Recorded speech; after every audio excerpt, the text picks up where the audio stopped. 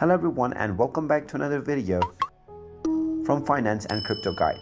In this video, I'm going to show you how to log out from your account on the Bifrost Wallet application.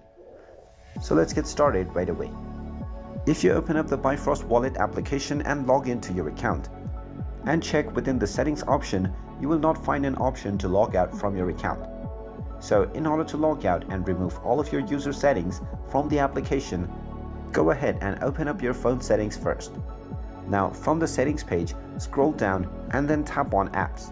Now from the apps menu, you can use the search box to search for the Bifrost Wallet application. When you find it, you can tap on it to get into the application info page. Now from this page, first of all tap on force stop at the bottom right corner and the OK button to stop the app.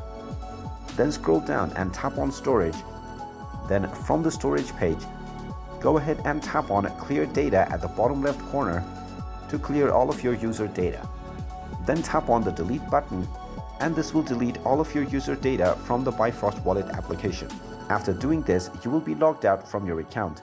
And if you open up the Bifrost Wallet application once again, you will be asked to log back in or sign up. And there you have it. That is how easy it is to log out from your account on the Bifrost Wallet application.